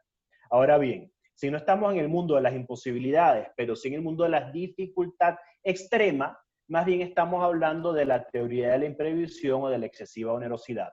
No estamos en el mundo de la imposibilidad, pero sí de una dificultad. A diferencia de las causales de imposibilidad, la teoría de la imprevisión o de la excesiva onerosidad no se encuentra establecida en nuestro código, pero sí está aceptada de manera general en la doctrina nacional e internacional. El efecto de que esa situación sobrevenida nos genere una dificultad extrema es la necesidad de renegociar el contrato y, en un caso muy extremo, en liberar al deudor del cumplimiento de la obligación. Este esquema lo veremos cuando analicemos los 3 casos prácticos de una manera mucho más ejemplificada. Si una vez que logramos determinar si es una imposibilidad o dificultad, nosotros tenemos que verificar el cumplimiento de ciertos requisitos legales. Porque ya dijimos, esto no se va a aplicar de manera automática. Se trata de revisar el cumplimiento de ciertos requisitos. Si estamos en presencia de una imposibilidad de cumplimiento, los requisitos para la procedencia son: esa situación tiene que ser imprevisible. ¿Qué significa que sea imprevisible? Que no pudo ser pronosticado por las partes. Cuando nosotros suscribimos el contrato, era impensable por nosotros que iba a surgir una pandemia, era impensable que el gobierno dictara una medida de prohibición de nuestro sector para poder llevar a cabo las actividades que nos correspondan. Era imposible pronosticarlo.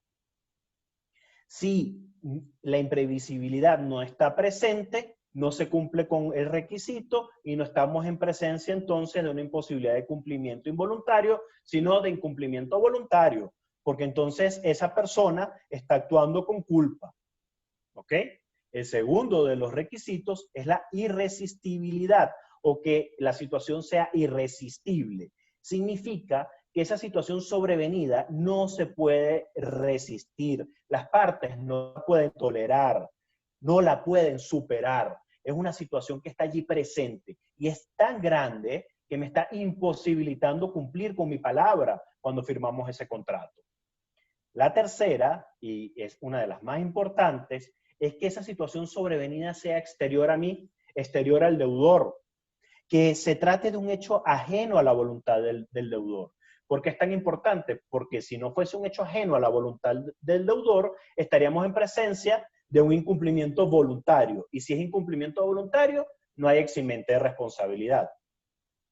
En cuarto lugar, esa situación sobrevenida debe impedir el cumplimiento. Es decir, se hace imposible que el deudor pueda cumplir con la obligación. Ahora bien, si se trata del hecho del príncipe, aparte de las demás situaciones, se tiene que configurar un requisito indispensable. Es que ese acto sea dictado por una autoridad legítima.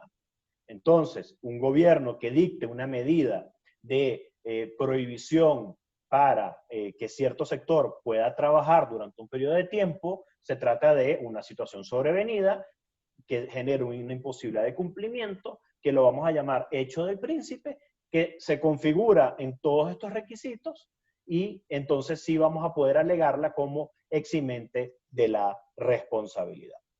Si en cambio si no se trata de una imposibilidad, sino más bien de una dificultad extrema en el cumplimiento, ya dijimos que estamos en el campo de la teoría de la imprevisión, es decir, una situación que ha generado una excesiva onerosidad.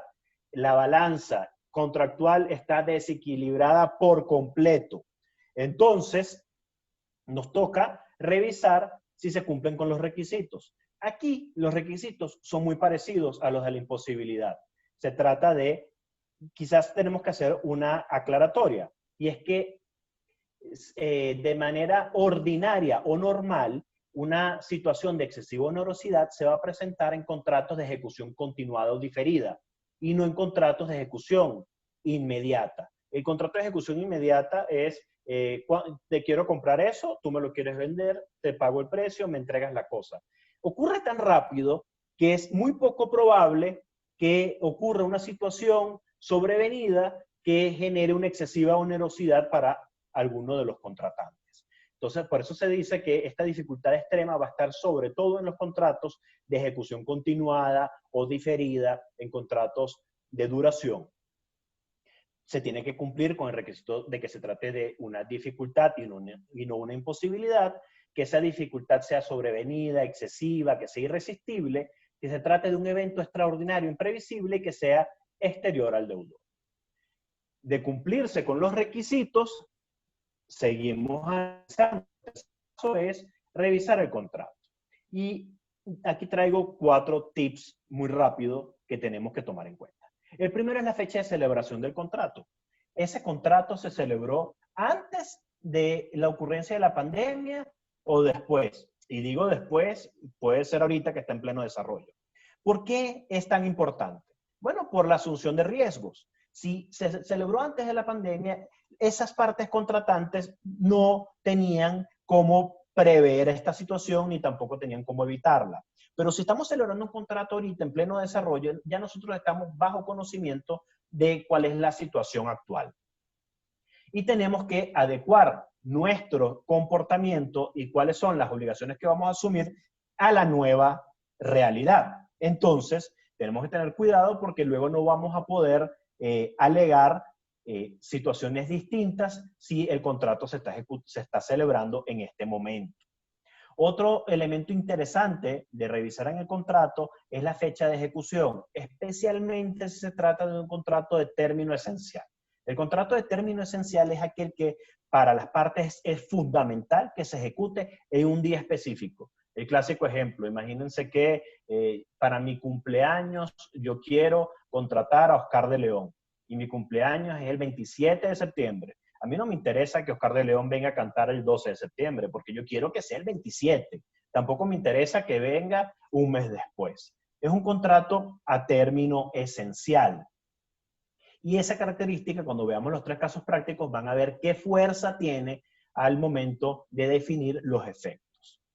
Luego tenemos que analizar si ese contrato, en virtud de la libre autonomía de la voluntad de las partes, se configuró un régimen especial de fuerza mayor. Es decir, si las partes pactaron causas, efectos, deber de mitigación, situaciones especiales para el manejo de la fuerza mayor en ese negocio jurídico. En virtud del ejercicio de la libre autonomía de la voluntad de las partes, esa disposición contractual será de aplicación preferente versus las disposiciones de nuestro código. Porque esas disposiciones en nuestro código no son de orden público. Y al no ser de orden público, significa que las partes van a poder relajarlas y van a poder adaptarlas a la realidad contractual. Y es por eso que vemos algunos contratos en donde definen qué se entiende por fuerza mayor, colocan cuáles son las causas que pudiesen generar la fuerza mayor, colocan cuáles son los pasos a seguir en caso de configurarse una fuerza mayor. Y para eso paso ya a lo otro de los requisitos y es las formalidades. Es decir, el contrato te va a explicar a quién tienes que comunicar la configuración de esa causa extraña no imputable, cómo tienes que comunicar esa causa extraña no imputable, en qué plazo tienes para comunicar la existencia o la configuración de esa causa extraña no imputable. Entonces, dicho esto, vámonos a los casos prácticos rápidamente. El primer caso práctico que les traigo es un contrato de construcción. Imagínense lo siguiente. Se trata de un contrato de construcción celebrado en abril del 2019, antes de la existencia de la pandemia. Tiene su regulación expresa de fuerza mayor, tiene una duración de 1 año. Vamos a analizar algunos supuestos. El primero, imagínense, el gobierno tomó una decisión y es que la construcción no es un sector prioritario y no puede operar. ¿Cómo vamos a manejar ese caso? ¿Se trata de una imposibilidad o una dificultad? Definitivamente es una imposibilidad. Estamos en presencia de un príncipe. El gobierno ha dictado un acto que imposibilita que nosotros podamos cumplir como constructor nuestras obligaciones en el contrato. Por ese incumplimiento, ¿cómo es por su duración y su naturaleza? Bueno, ese hecho del príncipe trae como consecuencia un incumplimiento total. No vamos a poder cumplir con nuestras obligaciones. Pero también es temporal, porque esa situación tiene una vigencia en el tiempo. Vemos que estos actos de gobierno podamos superar la situación temporal que se ha causado o que se ha generado.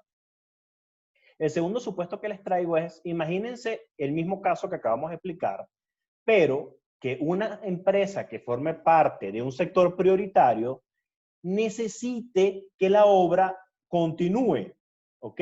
Necesita que la obra continúe. Entonces, ¿qué va a pasar allí? Mire, estamos en presencia de una dificultad. ¿Por qué? Porque vamos a necesitar la ejecución del principio de colaboración entre las partes. Ya que si tú, que eres el que vas a recibir la obra, estás en un sector prioritario, ejemplo, industria de alimentos, y el objeto de nuestro contrato es la ampliación de la planta de alimentos, y tú necesitas que la obra continúe llevándose a cabo, y yo estoy como constructor en un sector que está, que no es prioritario y que no puede operar, vamos a buscar la manera en la que tú solicites una excepción ante el gobierno para que yo pueda llevar a cabo entonces la ejecución de mi obligación. Eso es muy interesante, porque fíjense que estamos ante una dificultad que perfectamente el constructor pudiese quedarse con los brazos cruzados, pero no. La otra parte trata de ayudarlo a superar esa situación sobrevenida. El tercer caso es estamos en presencia de que el sector sí puede operar, pero imagínense que no hay transporte público, porque el transporte público está prohibido por un acto de gobierno. Y esa empresa constructora tiene entonces que contratar transporte privado para poder permitir que sus trabajadores, sus obreros, lleguen a la obra. ¿Qué está ocurriendo allí? Estamos en presencia de una dificultad, porque el constructor va a tener que invertir recursos adicionales para poder cumplir con su obligación. Pero ¿de verdad estamos ante una excesiva onerosidad? ¿Qué impacto financiero puede tener en una obra el tener que invertir en una partida adicional como es la de transporte privado? No pareciera ser tan significativo, es decir, esa dificultad pareciera pareciera que no genera una situación de excesiva onerosidad como para que nosotros demos por terminado el contrato. Lo que sí tenemos que hacer es, en virtud del principio de colaboración y búsqueda del equilibrio contractual, sentarnos a renegociar cómo vamos a hacer para cubrir con esa partida, ya que la otra parte tiene interés en que la obra continúe y se ejecute. Entonces, con este ejemplo lo que quiero poner en manifiesto es que no todo se aplica de manera inmediata. Tenemos que analizar cada caso en concreto. El cuarto supuesto que les traigo para el contrato de construcción es que la empresa de constructor puede operar, pero sus trabajadores están infectados por COVID-19.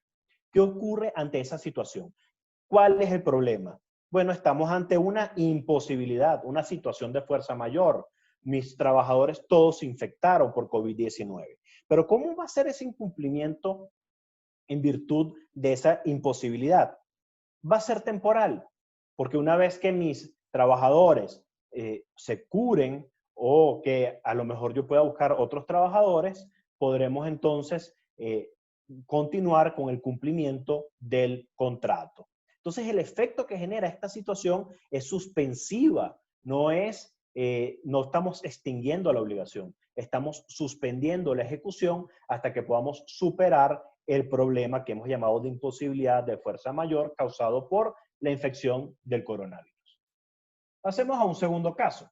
Imagínense que estamos en presencia de un contrato de consumo de concierto. Es decir, imagínense, Oscar de León iba a dar un concierto en el Teresa Carreño. Pero era un término esencial. ¿Por qué? Bueno, porque era una fecha especial para la persona que lo estaba contratando para ese día, que era 14 de mayo del 2020. Imagínense que el gobierno ordenó la suspensión de eventos masivos como conciertos. ¿Qué va a ocurrir allí? ¿Qué ocurre si el gobierno ordena la prohibición de eventos masivos como conciertos? Bueno, estamos ante una imposibilidad por hecho del príncipe. Es una imposibilidad que vamos a llamar temporal si el término no es esencial, pero es definitivo si el término sí es esencial. Si estamos en el ejemplo de, es que tiene que ser ese día, si no, no, que es término esencial, el incumplimiento es total. Entonces ahí estamos ante el efecto de la extinción de la obligación y de la exoneración de la responsabilidad por parte del deudor. Pero si no se trata de un término esencial, entonces se trata de una imposibilidad temporal que va a suspender la ejecución de la obligación hasta que podamos superar la situación. Y el tercer supuesto que les traigo es que no hay una prohibición por parte del gobierno, pero el cantante se infectó, se enfermó. El cantante que contratamos no puede presentarse. ¿Qué ocurre allí? Bueno, estamos en presencia de una imposibilidad por fuerza mayor. El señor cantante no se va a ver, no será responsable por el incumplimiento de su obligación porque está excusándose en una causal de fuerza mayor. El último de los ejemplos que les traigo es el del contrato de suministro. Imagínense un contrato de suministro de materia prima. ¿Qué pasa si en virtud de ese contrato una de las partes adquiere la obligación de que el suministro ocurre vía aéreo? Pero el gobierno ha dictado un acto de gobierno en donde prohíbe los vuelos y nos toca entonces trasladar la mercancía por tierra. ¿Qué ocurre allí? Estamos en presencia de una dificultad. ¿Es imposible cumplir? No, sí se puede, ya no va a ser por avión, pero va a ser por tierra. Pero resulta que las distancias son enormes, enormes. Y eso me genera entonces gastos adicionales. Estamos en presencia de una posible situación de excesiva onerosidad. Se desbalanceó el equilibrio contractual, es lo que nos toca analizar y sentarnos con la otra parte para negociar los términos de esta situación, que evidentemente es de índole temporal. En algún momento se va a tener que levantar la prohibición de vuelos. El segundo caso que les traigo es un caso más sensible. Imagínense que el comprador les dice, espérense, lo que pasa es que ha bajado la demanda en mi producto y ya no tengo interés en comprarte la misma cantidad que te venía comprando antes de materia prima. ¿Qué ocurrió allí? Bueno, producto de la situación de la pandemia global y de decisiones de gobierno y de la situación que estamos viviendo, el comprador está atravesando una situación de dificultad. ¿Por qué? Bueno, porque sus consumidores han bajado el nivel de consumo. Puede ser que sea temporal hasta que se superen las situaciones. ¿Cómo vamos a manejar este caso? Bueno, yo creo que es un caso de excesiva onerosidad. ¿Por qué? Bueno, porque el comprador estaría en una situación de tener que comprar más de lo que necesita debido a una situación sobrevenida. Aquí el llamado es, por supuesto, a la renegociación. Y el último caso, repetido al que ya vimos antes, ¿qué pasa si el gobierno indica que el sector no es prioritario y no se puede operar? Bueno, es una imposibilidad, hecho el príncipe, va a poder ser total o temporal dependiendo del caso y vamos entonces a suspender la ejecución de la obligación. Esto suena muy bien, pero bueno, ¿qué pasa en caso de un conflicto, ¿no? ¿Qué pasa si, a pesar de comportarnos de buena fe, como un buen padre de familia y en virtud del principio de colaboración, nosotros no nos hemos puesto de acuerdo en cómo vamos a sobrellevar esta situación sobrevenida? Bueno, vamos a tener que pedirle a un tercero que decida por nosotros, porque estaríamos en presencia de un incumplimiento en donde una parte dice que es voluntario y la otra parte dice que es involuntario. Ese conflicto lo tiene que decir un tercero. Y aquí, como sé que hay muchos empresarios, comerciantes que no son abogados, tengo que aclarar que hay dos medios para resolver este tipo de controversias. Uno es acudir a los tribunales ordinarios y el segundo es un medio extraordinario que establece nuestra Constitución que se llama arbitraje. Para poder ir al arbitraje, que no es otra cosa más que pedirle a unas personas que se llaman árbitros que decidan ese conflicto de manera privada y no en un tribunal que responda al Poder Judicial, necesitamos contar con un acuerdo de arbitraje. Es decir, que acreedor y deudor, las partes contratantes, acordaron en su contrato dirimir todas sus controversias en arbitraje. Les traigo este punto para hacerle una especial publicidad al arbitraje. Durante esta pandemia, mientras los tribunales ordinarios han estado cerrados, el arbitraje logró innovarse, logró adaptarse y el arbitraje ahorita está prestándole servicio a sus usuarios de manera virtual. Entonces, porque nosotros entendemos que los comerciantes no tienen tiempo que esperar, necesitan respuestas rápidas a los problemas que se le presentan, porque la actividad comercial es así, es altamente dinámica. Importante que la invocación de un incumplimiento involuntario, sea por una causa extraña no imputable o por la excesiva onerosidad, así como la prueba de esto y su incidencia en la prestación, es carga de la parte que invoca tal circunstancia a su favor. Usted está agregando fuerza mayor o está invocando la excesiva onerosidad, usted tiene que cumplir con demostrar todos los requisitos que expliqué minutos atrás para poder hacer efecto o para poder gozar del efecto de la exoneración de la responsabilidad. En resumen, definitivamente la pandemia no la podemos calificar per se como un evento de fuerza mayor, ya que no es irresistible en todos los casos. La pandemia no puede ser un pretexto de aplicación automática para justificar incumplimientos. Tenemos que revisar cada caso en concreto, tenemos que actuar.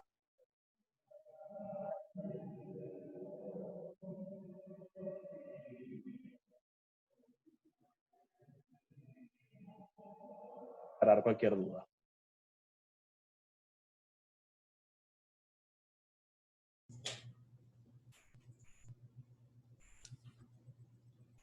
Gracias, Diego. Excelente exposición, como nos tienes acostumbrados.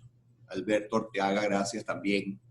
Extraordinaria y sobre todo sintéticas y muy precisas exposiciones. Quería precisar un punto sobre Diego. Diego, además de cómo se desempeña laboralmente, es director de la Sociedad Venezolana de Derecho Mercantil, que gentilmente nos lo ha prestado el día de hoy para cerrar la ronda de ponencias. Y aprovecho para agradecerle a la Sociedad Venezolana de Derecho Mercantil, SOVEDEM, conocida abreviadamente, y hacer la respectiva invitación a todos nuestros oyentes del día de hoy, que está a su disposición, es completamente abierta, no es solamente para los afiliados, es para cualquier persona.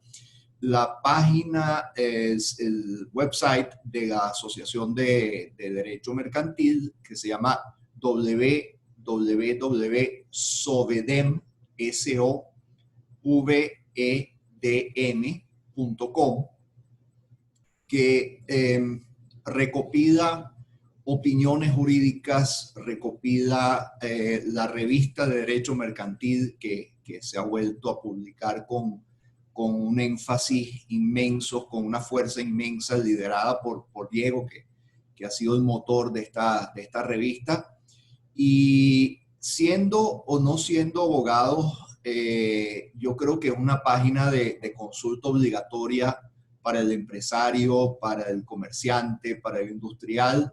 Está a su disposición y nos sentiremos honrados de tener opiniones al respecto.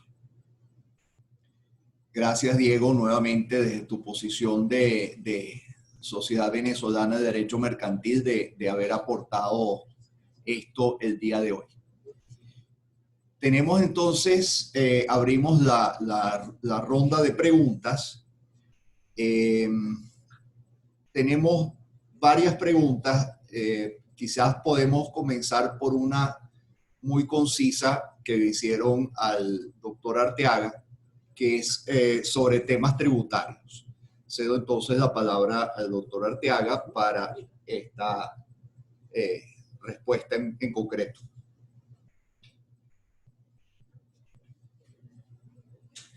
Ok, sí, hay una pregunta concreta en el tema tributario, y digamos en cuanto al impedimento, efectivamente, que se determina por la aplicación de las normas de la cuarentena, o de la denominada cuarentena. Y un poco atada también con el tema del hecho del príncipe, entendido como una norma, digamos, una norma jurídica dictada por la autoridad, la cual impide efectivamente el desempeño de las actividades de forma normal. Tres precisiones al respecto, son importantes. Primero que nada, el tema del decreto de alarma es complicado. El decreto de alarma ciertamente establece una norma general, que es el establecimiento de la cuarentena social, y esas normas específicas que se han dictado ejecución del mismo. Por ejemplo, la prohibición o restricción de vuelos que mencionó Diego en su presentación, o la prohibición de realizar espectáculos públicos. Son prohibiciones puntuales, pero en realidad el concepto de qué involucra la cuarentena social, ¿okay? Es un impedimento absoluto de circulación, es una medida más parecida al denominado distanciamiento social que se ha aplicado en otros países. Las características de qué consiste la cuarentena social no está clara. Y de hecho creo que esa ausencia de claridad la estamos viendo en acción permanentemente. No tienen que ir muy lejos, sino asomarse en el sitio que estén ahorita para darse cuenta que la gente está circulando por la calle, que los negocios están algunos abiertos, otros no. Eso lo que te da a entender es que no hay realmente un entendimiento claro de qué significa la cuarentena social y cuáles son las normas aplicables a la misma.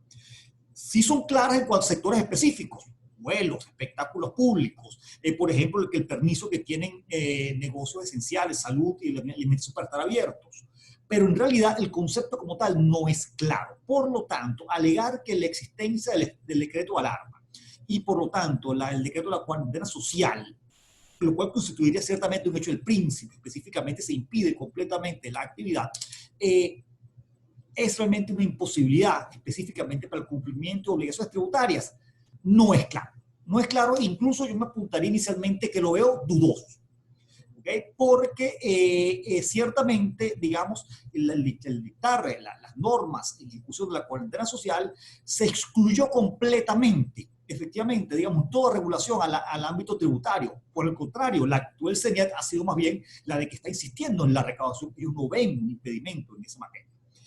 Pero yo quería también que más allá de la figura jurídica como tal, configura o no un hecho del príncipe que imposibilita el cumplimiento de las obligaciones, lo que estemos en un sector afectado de forma específica, yo diría que tenemos que considerar también los riesgos asociados a esa decisión, que es un poco lo que trataba de hacer énfasis en mi ponencia. Es decir, sí podría haber un elemento de eximente de sanción. La pregunta es, ¿no es suficientemente claro? Primer punto, y por lo tanto el riesgo que de ella deriva de imposición de sanciones y las medidas de cobro ejecutivo por parte del CENIAT efectivamente amparan esa decisión. Un interrogante que cada contribuyente tendrá que hacerse. Pero en segundo lugar, siendo que los mecanismos de pago y liquidación tributaria hoy en día son en línea prácticamente todos. De hecho, uno administra los distintos tributos de prácticamente el sistema del portal del CENIAT. De ahí se liquidan las planillas, se determinan las cantidades adeudadas, se presentan las declaraciones y se hacen los pagos a través de la banca pública. Es decir, siendo que todas estas herramientas siguen estando existentes, hay una imposibilidad efectivamente en el pago de los tributos.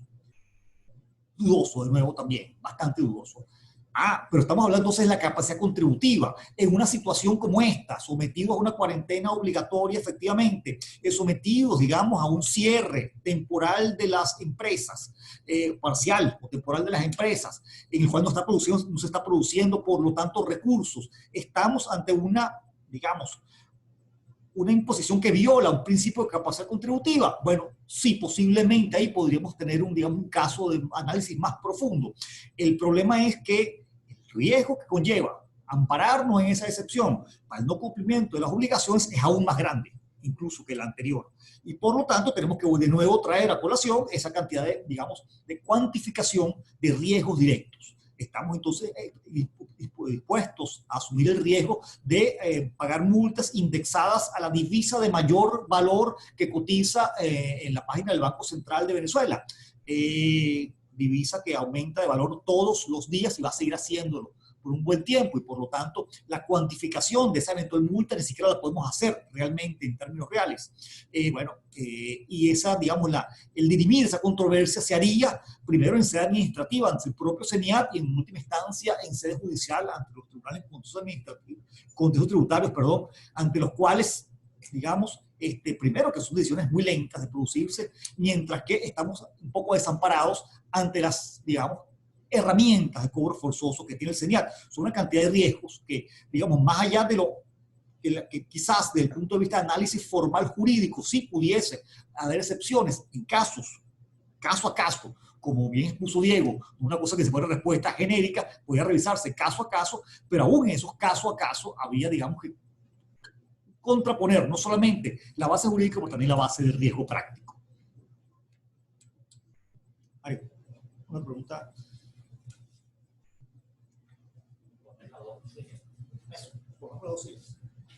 Y entiendo que otra de las preguntas que se hizo la quiere atender Diego Castañino.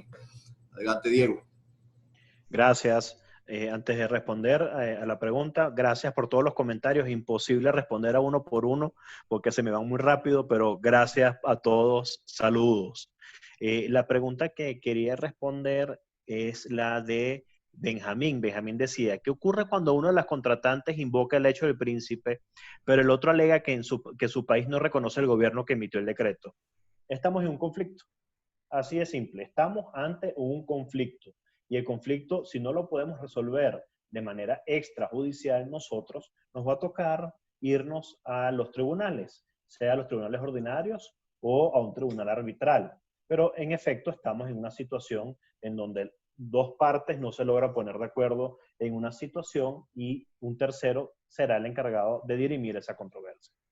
Adelante, Mario. Gracias, Diego. Tenemos una pregunta que dice, en el caso de deuda externa, bajo el régimen de control cambiario, supongamos que no fueron liquidadas en su oportunidad por partes del Estado, esto genera una situación con el proveedor cuando solicita el pago a su cliente y éste manifiesta su imposibilidad de pago.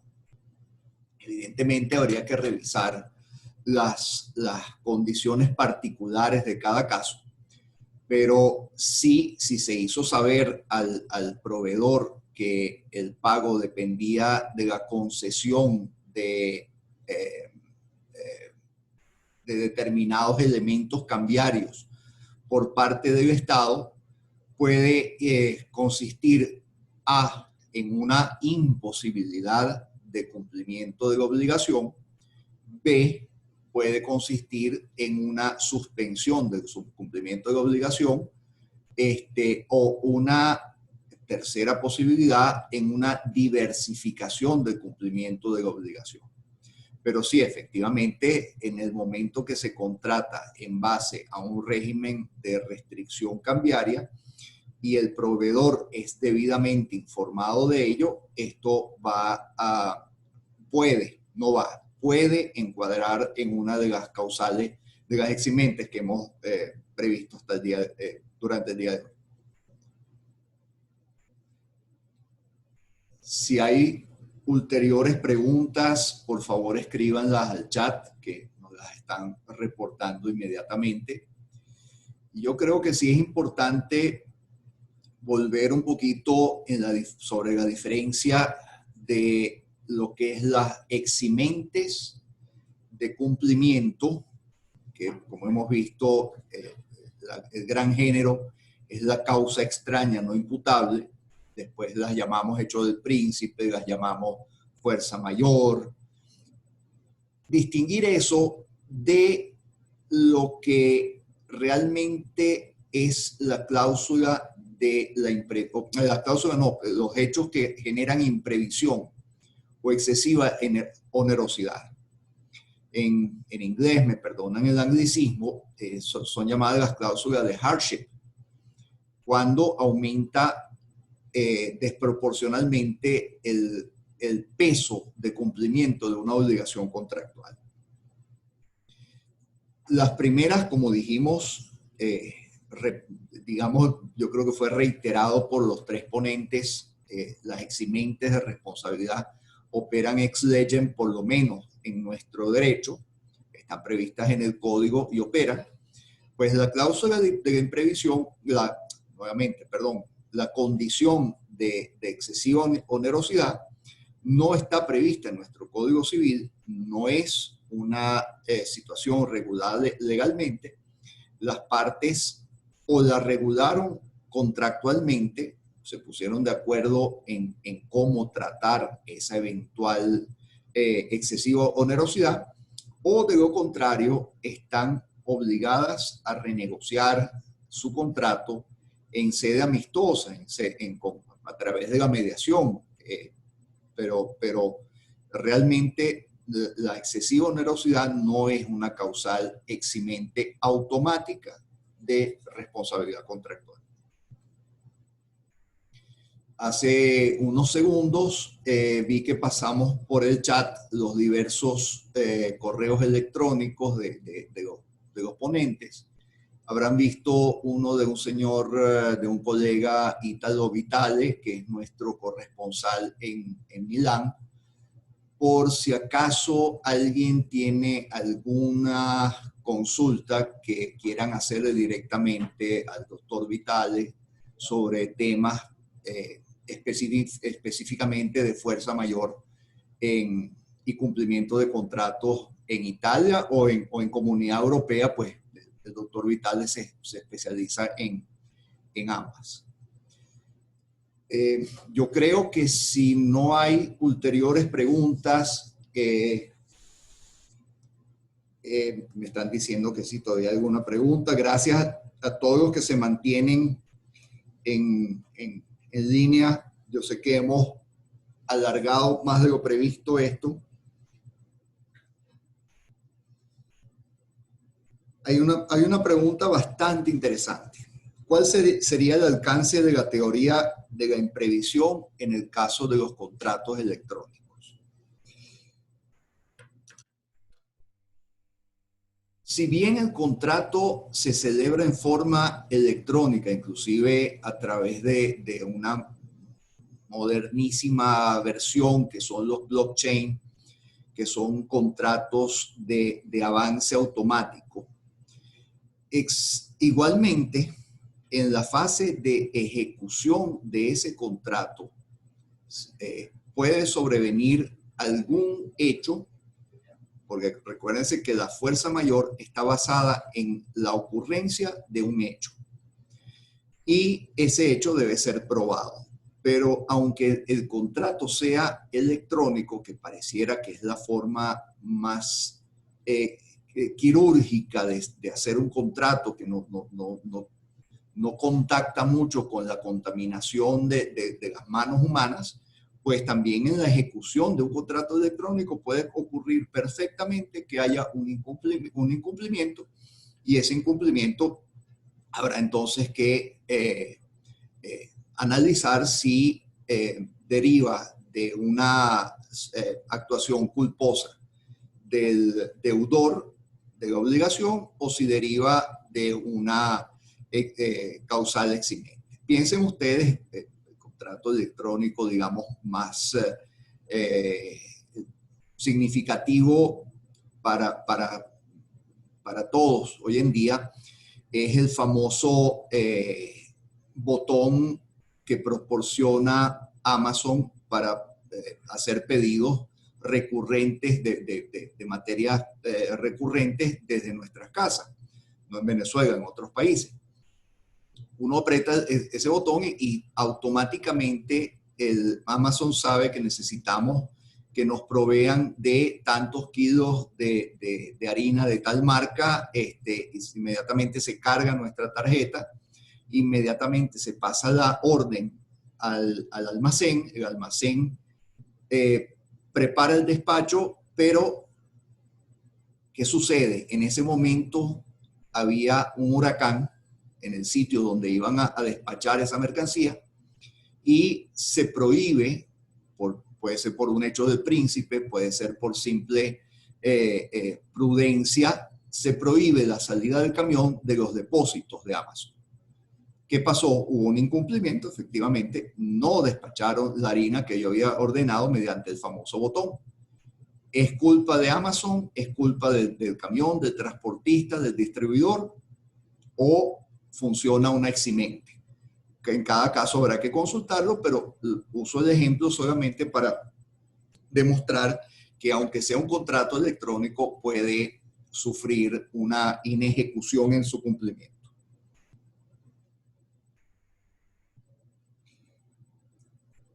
¿Cuál sería el alcance? Ok, yo creo que tenemos aquí al candidato extraordinario para esta respuesta. Doctor Arteaga, nos pregunta, en el caso de convenios de pago, si la moneda de pago es el bolívar, la tasa del Banco Central de Venezuela deberá ser la del pago del momento, ¿correcto? Sí, está todo así, que aquí. Sí, se cae. Sí, bueno, acuérdense que, digamos, las cláusulas de pago se manejan bajo dos modalidades: la moneda extranjera como moneda de cuenta o la moneda extranjera como moneda de pago. Hoy en día, aunque esto, la materia de opinión sé que dice lo contrario, el convenio cambiario número 1 prevé la validez de ambos tipos de cláusulas en Venezuela. Es decir, en Venezuela hoy en día se puede pactar la moneda extranjera con moneda de pago o con moneda de cuenta. Si se establece la moneda de cuenta con moneda de pago, fundamentalmente la obligación hay que pagarla, descargarla en la moneda en que fue pactada. Si la moneda de pago era dólares, se debe pagar en dólares. Si la moneda de pago era de euros, se debe pagar euros.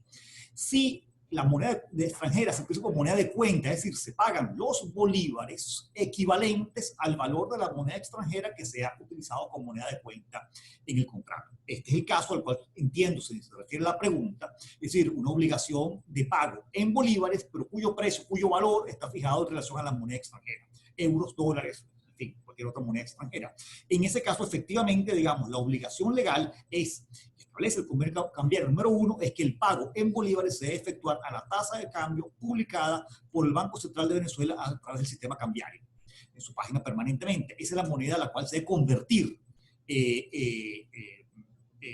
los bolívares, digo, los dólares a bolívares a los fines de pagarlo en bolívares. Pero de nuevo, la novedad, y esto tiene tiempo ya establecido así, pero no, creo que no se ha apreciado en su totalidad, es que las dos modalidades de pago, de moneda extranjera como moneda de pago o moneda extranjera como moneda de cuenta, son válidamente reconocidos en Venezuela ya a través del convenio cambiario número 1, el cual ya tiene un buen tiempo de vigencia.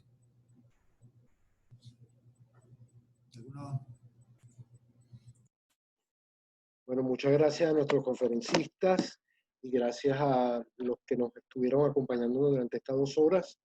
Y queremos de alguna manera informarles que tenemos varios webinars en el horno. Solamente estamos ajustando algunas fechas. El próximo sería sobre ciberseguridad. En esa charla estaremos hablando de la anatomía de un ataque y cómo podemos protegernos en cada una de sus fases. También vamos a tener webinars gastronómicos e incluso catas a distancia. Nuestras redes, nos pueden seguir por estas redes que están en pantalla y les damos las gracias por acompañarnos durante esta conferencia.